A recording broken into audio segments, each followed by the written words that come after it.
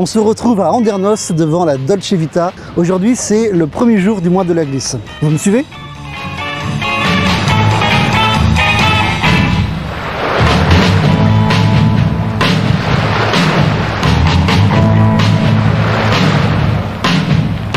Christophe Brachet, bonjour.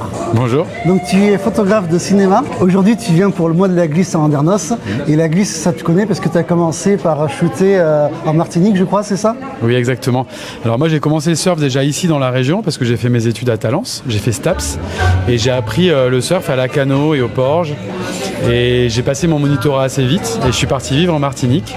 Et donc forcément en tant que surfeur et en tant que photographe, parce que j'ai commencé la photo aussi en tant qu'étudiant, je me suis intéressé à la photo de surf et j'ai commencé par et la photo de surf et la photo aussi de plongée parce que j'étais aussi prof de plongée. Comment on passe de la photo sous-marine, des photos de surf, à plateau de cinéma avec des acteurs c'est pas la même chose ? Bonne question. C'est 10 ans de ma vie à faire du surf et de la plongée. Et après, j'ai eu toujours une envie de faire du cinéma. Moi, quand j'avais 8 ans, je suis allé au cinéma voir E.T. Après, je suis allé voir Le Grand Bleu à 12 ans. Et je pense que ces deux films m'ont énormément marqué. Et depuis que je suis enfant, j'ai eu envie de faire du cinéma. Je suis pas d'une famille de cinéma, mais effectivement, cette envie m'a poussé. Et au bout de 10 ans de Martinique, j'ai eu envie de revenir en France et de tenter ma chance à Paris. Malgré que tout le monde me dise Paris, c'est compliqué en étant provincial, qu'on habite ici ou même en Martinique, on dit oh là là, Paris c'est difficile. J'ai eu envie de faire ma propre expérience.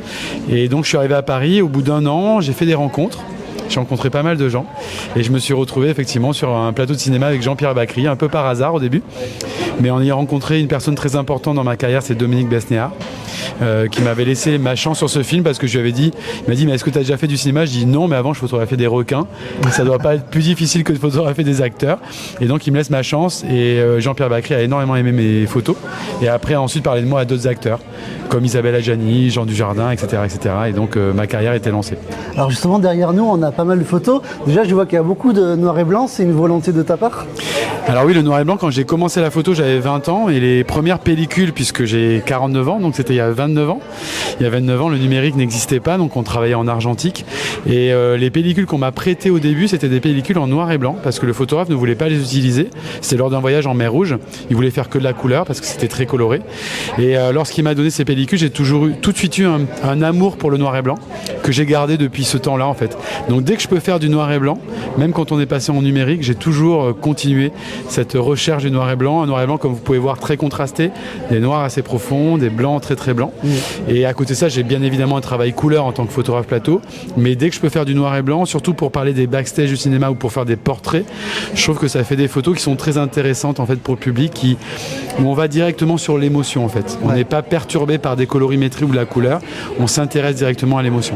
Alors bien sûr, toutes ces photos, on peut les retrouver sur ton site. Est-ce que tu peux nous rappeler l'adresse ? Oui, c'est christophe-brachet.fr. Donc voilà, n'hésitez pas à découvrir ces photos.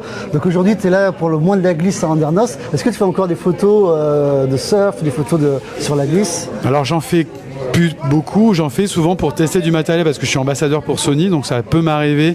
Il y a quelques photos qui sont là, par exemple celle-ci c'était lors d'une compétition de surf et je testais du matériel pour Sony.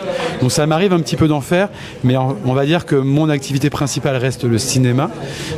Et le temps que j'ai un petit peu libre, je vais aller surfer moi, plutôt que de prendre un appareil photo. Parce que sans dire où, tu es de la région.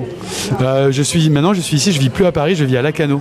Voilà. J'ai la chance d'avoir trouvé enfin une maison à Lacanau et je suis très heureux de vivre à Lacanau. Alors est-ce qu'on peut parler pour finir de ton dernier projet avec Guillaume Canet, un film qui devrait s'appeler Karma. Oui. C'est quel type de film est-ce que même dans la façon de faire la photo, c'était comment comme travail ? Alors c'est un très très beau film, j'en suis sûr, comme beaucoup de films que j'aime moi profondément de Guillaume Canet. C'est un cinéaste que j'aime beaucoup parce que je trouve que il va toujours chercher des sujets intéressants. C'est un énorme travailleur déjà. Il lâche rien sur un plateau de cinéma. Il est très très perfectionniste et c'est toujours très intéressant de travailler avec des gens perfectionnistes parce qu'ils vous poussent justement dans vos retranchements. Ce dernier film donc il va s'appeler Karma, si le titre ne change pas, il devrait sortir l'année prochaine. C'est un thriller et c'est une histoire sur une secte Les deux acteurs principaux sont Marion Cotillard et Denis Ménochet. Et donc, pour faire en gros le synopsis, c'est une femme qui s'échappe d'une secte avec son enfant pour vivre dans un autre pays, l'Espagne, et qui va être rattrapée par son destin. Bon, peut-être que Guillaume reviendra faire l'avant-première ici, qui sait. Je crois qu'il est parrain du cinéma en plus oui, ici. C'est ça. Oui. C'est pour ça que j'en parle. Ouais. Peut-être toi aussi, vu que tu habites pas loin maintenant. Ce qui serait super, parce que j'essaye de militer dans les cinémas, mais pour l'instant ça ne prend pas, on va pas se mentir. Après le Covid, j'ai essayé de dire au cinéma, on devrait faire plus d'expos dans les cinémas, et notamment des films à l'affiche. C'est-à-dire qu'aujourd'hui, quand un film est à l'affiche, quand un film est en exploitation, pourquoi ne pas montrer les photos, et notamment tout le travail backstage qui a été fait par les photographes plateau. Je pense qu'on pourrait redynamiser le cinéma, et comme on peut le voir dans ce cinéma, c'est très intéressant. On a beaucoup d'espace, autant l'utiliser, et autant recréer de la culture dans un lieu de culture. On pourrait même imaginer plus loin que ces photos pourraient être vendables avec des QR codes. Quand on voit ce que fait Yellow Corner, ils arrivent à vendre plein de photos de cinéma. Je pense qu'on pourrait le faire. Donc, je trouve que c'est une super initiative du cinéma ici à Andernos, et je pense qu'on devrait le développer. Donc, j'aimerais que quand il viendra présenter Karma, j'en reparlerai au moment voulu, mais qu'on fasse une expo des photos de Karma, par exemple. Bon, le message est lancé. Christophe, merci. Merci à toi, à bientôt. Bonjour Yuri, ça va? Bonjour, ça va et toi? Bien. Alors, d'après ce que j'ai compris, tu es élève en école de cinéma. C'est ça. Et pourquoi tu es venu ici aujourd'hui? Parce que au mois de janvier, là, j'ai tourné un court-métrage dans les salles du cinéma d'Andernos et je l'ai diffusé avec mes proches 2 mois plus tard après le montage. Et là, on m'a proposé de le rediffuser le 28, donc à la clôture du mois de la glisse. Et donc, du coup, je suis là, quoi, je suis sur le programme. Alors, comment il s'appelle ce film? Lumira. D'accord. C'est disponible sur YouTube. Ok. Voilà. Mais on peut venir le revoir le 28. On peut venir le voir le 28, effectivement, en salle, avec notamment, il y a les courts-métrages du Caméo et 3 courts-métrages qui se suivent, dont le mien. Voilà. Et bien, on te dit au 28 alors. C'est ça, merci beaucoup. Merci. Merci beaucoup. Bonjour Jessie. Bonjour Damien. Aujourd'hui, c'est la première journée, c'est l'inauguration du mois de la glisse. Tout à fait, donc c'est la première édition du mois de la glisse au cinéma La Dolce Vita, donc c'est sur tout le mois de juin, et on voulait marquer l'événement ce soir en faisant le vernissage de l'exposition de Christophe Brachet, qui est surfeur et qui est aussi photographe de plateau de cinéma. Il a notamment photographié, shooté des tournages de films comme Astérix Obélix, l'Empire du Milieu, des séries comme 10%, donc on est ravis de le recevoir, et l'expo photo sera là sur tout le mois de juin. Voilà. Alors, est-ce que tu peux nous expliquer le programme de ce mois? Il y aura des conférences, ciné-débats, il y aura pas mal de choses. Tout à fait. Des rediffusions de films comme... Tout à fait, des films cultes comme Point Break. Voilà. Il y aura une analyse filmique de Charles-Édouard Voisselin, qui est un ami à moi qui est podcasteur cinéma, qui va faire juste après la séance de Point Break en VO, une analyse du film. Donc vraiment, c'est assez exceptionnel parce que ce qu'il fait, c'est top. Ensuite, il y a juste avant le film culte des années 60, The Endless Summer. Il y aura une conférence juste avant en visio d'un maître de conférence assez pointu qui parlera de la contre-culture, de la culture californienne. Il y aura aussi des ateliers pour le jeune public, donc pour Petits Contes sur l'océan.